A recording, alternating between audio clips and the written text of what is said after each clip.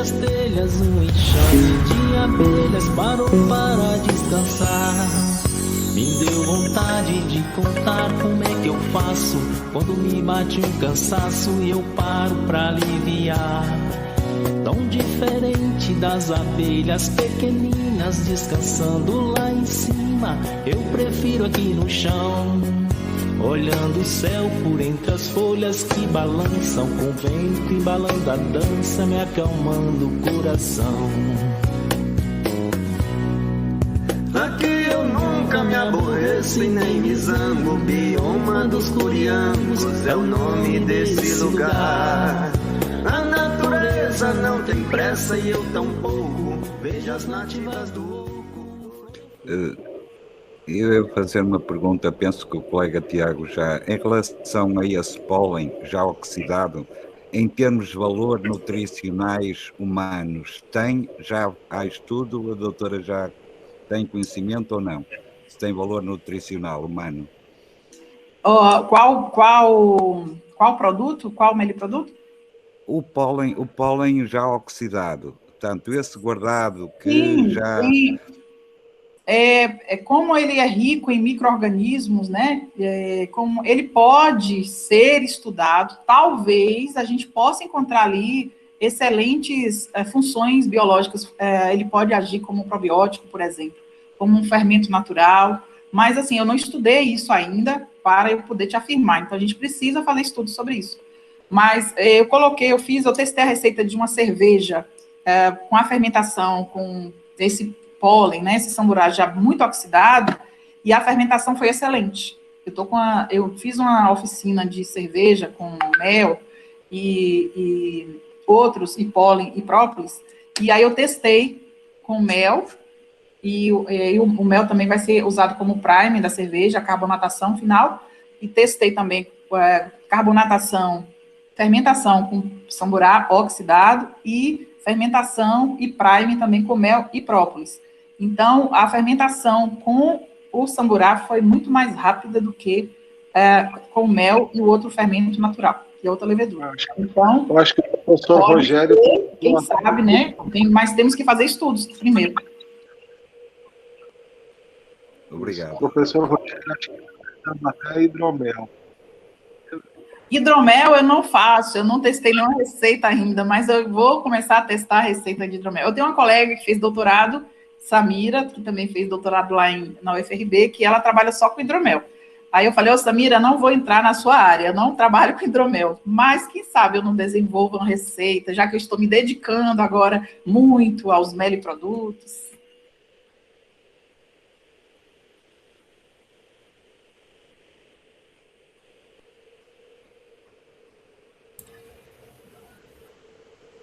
Mais alguma pergunta aí, gente? Aberto aí. Perguntas. João? O Júlio, ele fez um comentário lá no chat lá, né? O que foi, Júlio? Você falou que as abelhas voltam sempre para a mesma isca. Você acha que isso tem relação com a ausência de oco? Ou seja, naquela área, se ela enxameou uma vez e voltou a enxamear, é porque naquele lugar realmente falta oco? Foi nesse sentido que você falou? Você poderia completar aí, Júlio? No meu entendimento, essa questão, assim, que eu também observo isso bastante, isso ali é uma rota das abelhas, né? Então, no primeiro ano, ela nidificou naquele local onde você colocou a isca, e no outro ano você coloca a isca, elas nidificam novamente. Aqui eu observo que isso acontece todos os anos, se você põe a isca no mesmo local. Isso é um bom indicativo de que o ninho natural, ele está lá preservado. Isso é ótimo. Então, você põe aquela isca que o ninho, ela enxameia ali várias vezes por ano. Não está encontrando oco, mas está encontrando a isca. Então, isso é interessante, isso é bom. Exatamente, é isso. Alguém mais quer perguntar, comentar alguma coisa? Eu quero fazer uma pergunta, é mais de manejo. Agora a gente está começando a manejar também no Incapé, né, com as mulheres, a urso amarela. E nesse período, a gente observa aqui na região, eu acho que é em todo local, acho que aqui no Espírito Santo, que elas trazem muita água, né, para dentro da caixa, e a caixa fica realmente saturada ali de água, e ela começa a roer por a parte interna da colônia, e aí aparece mosca soldado, entra, né, e é principalmente, acho que é nesse período mais de inverno, e essa caixa ímpar, se não me engano, né, o Venturielli não foi que idealizou ela logo no começo, e parece que ela tem um orifício embaixo, né, um buraco para facilitar essa ventilação, mesmo nos desenhos que a gente vê, originais, aí tem para facilitar essa circulação aí. E hoje a gente não usa mais. Será que não seria interessante voltar com esse orifício? Então, o que fazer para diminuir essa quantidade de água dentro da caixa e impermeabilizando caixa? Eu queria ter uma ideia aí. Então, essa questão da alta umidade no inverno, isso ocorre sim, porque como as abelhas vão sair menos e elas vão desenvolver maior atividade ali internamente, então vai haver uma maior transpiração ali e isso vai condensar e vai ficar muito úmida, de fato, ali a caixa, né? E elas vão retirar essa água, colocar essa água para fora, e se elas não estão saindo por causa do inverno, elas vão, essa caixa, se ela não for construída com a madeira de excelente qualidade, de boa qualidade, vai acontecer isso que você disse, né? Começa a apodrecer a caixa internamente, aí vai atrair a mosca soldado, forídea, etc. E aí o George Venturielli, ele sugere aquele furo, de fato, em cima, na tampa, e também no fundo do ninho, para facilitar essa saída dessa umidade, né? Então, para locais que têm muita umidade, é interessante fazer, sim, esses furos. Para locais que têm muita umidade. Tem locais que não há necessidade também. Inclusive, a gente tem visto muito aí pessoas fazendo a tampa geopropolizada, né? Para ajudar nesse controle da umidade. É lógico, está ainda em experiências, né? Mas eu acredito que deva ser uma solução boa para esse caso de umidade excessiva nas caixas, né? O que a senhora pode dizer? Acha que seria... Pode evoluir bem essa experiência? Eu só Pode falar, Alex. Não, aí você responde tudo. E o uso do plástico, por exemplo, ele não piora, entendeu? Porque aqui agora tem um hábito de usar aquele plástico incolor e o plástico, né, preto, e assim, facilita para a gente observar e tudo mais, mas esse plástico em si, ele também não piora. Eu, na verdade, assim, uso plástico, mas como eu sou da área da agroecologia também, eu fico pensando em um outro material para substituir esse plástico, né? Eu compro plástico, assim, com a dor no coração muito grande. Então, o acetato, ele é uma das técnicas da meliponicultura racional para evitar a propolização da tampa junto à melgueira, né? Então, é possível também trabalhar sem o acetato.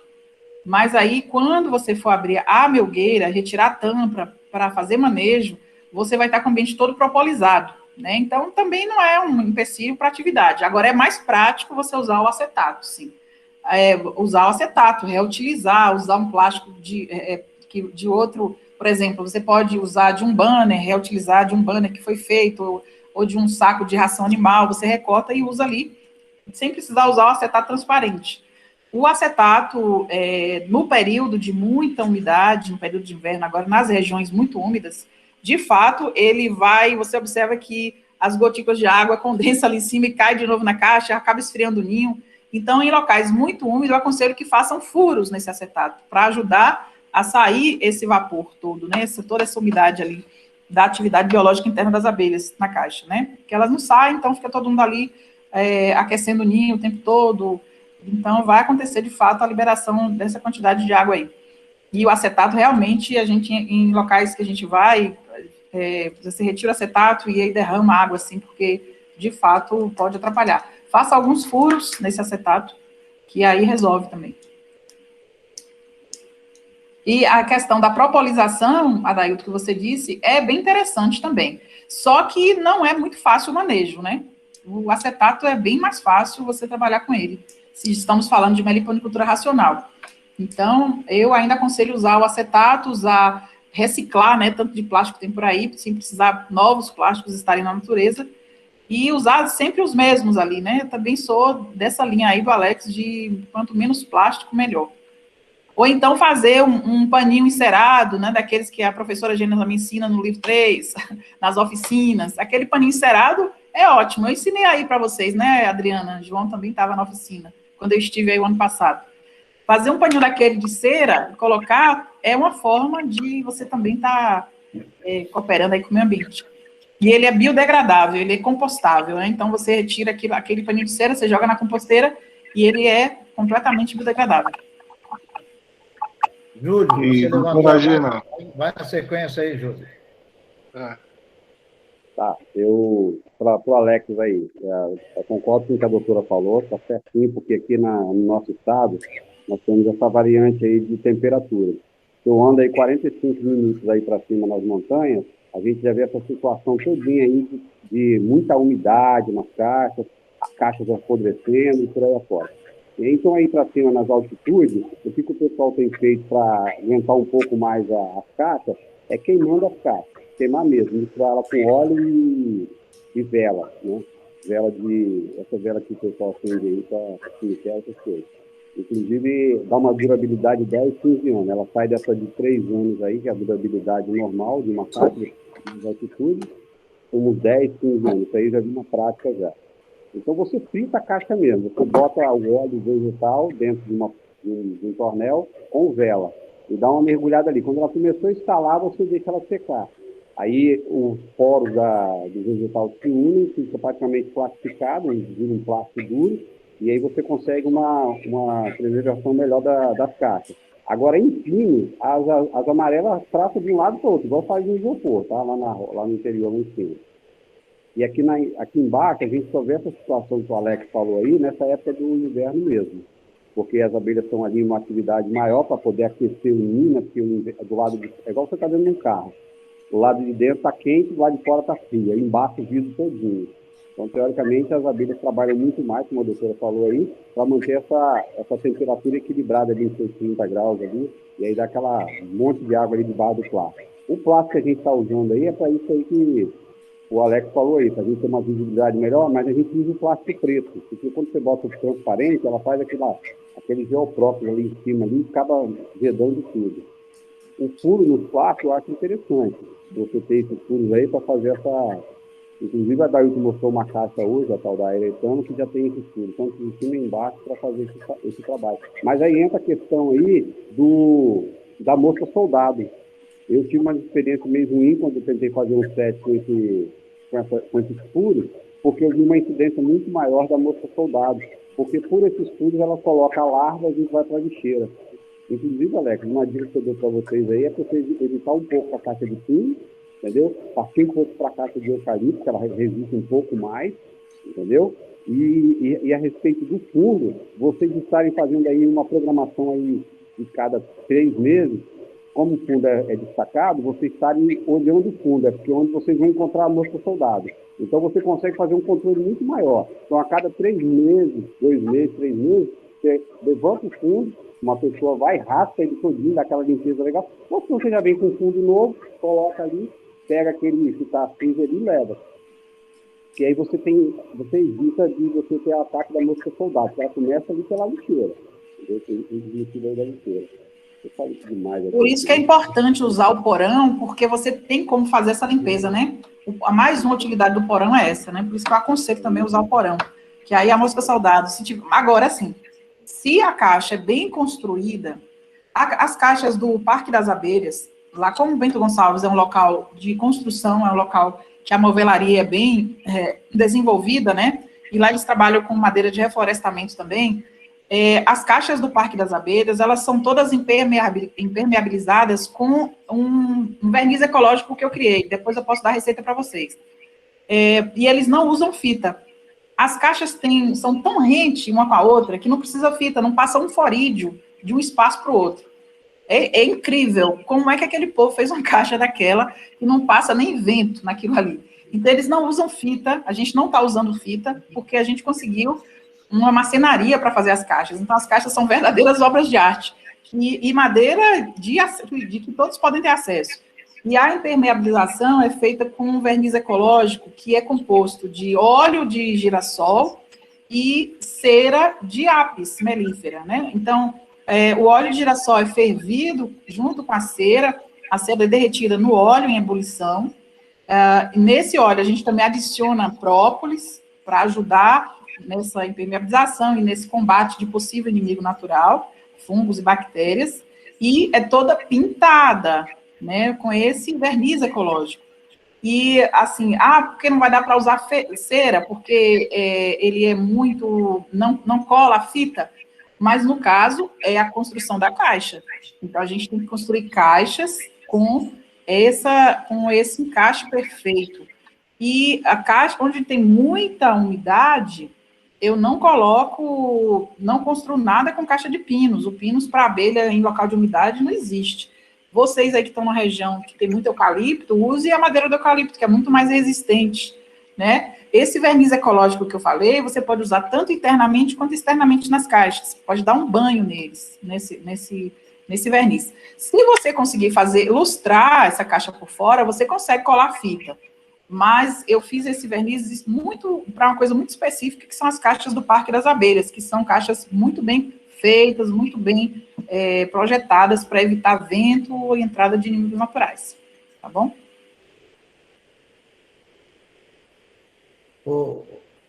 O Tiago levantou a mão aí, depois a doutora Vera também. Tá? Tiago. Então, doutora Gena, eu sei que você acompanha, tem a oportunidade de acompanhar bastante espécie nacional, vejo seus stories aí, cada novidade, né, cada movimento, um flash.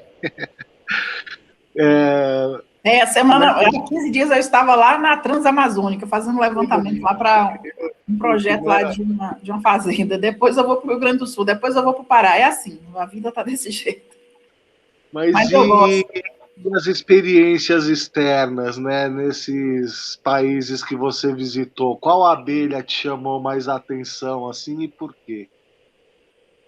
Então, lá me chamou a atenção, eu fiquei hospedada numa rede de hotéis, e aí, quando eu fui me alimentar lá no café da manhã, tinha mel local, e era mel de Yucatán, mel de abelha sem ferrão. E aí eu achei tão interessante, né, porque apesar da atividade ainda estar um pouco primitiva, você observa que numa grande rede, que é a rede Meliá, naquela época que eu fui lá, a última vez que eu fui foi em 2000 e... já tem alguns anos que eu fui, 2011, eu fui lá a última vez. Então, a rede Meliá, que era um dos grandes hotéis lá de Cancún, tinha no café da manhã mel da Península de Yucatán, né? Então, achei bem interessante. E era mel de Melipona bickey, né? Então, assim, a mim chamou muito a atenção, a criação é uma melípona muito produtiva e eles criam lá em abundância, né? Então, achei... E tem muita produção para estar numa rede Meliá do Golfo do México, então é bem interessante. Observando aquele vão por entre as telhas, um enxame de abelhas parou para descansar. Me deu vontade de contar como é que eu faço quando me bate um cansaço e eu paro pra aliviar. Tão diferente das abelhas pequeninas descansando lá em cima, eu prefiro aqui no chão.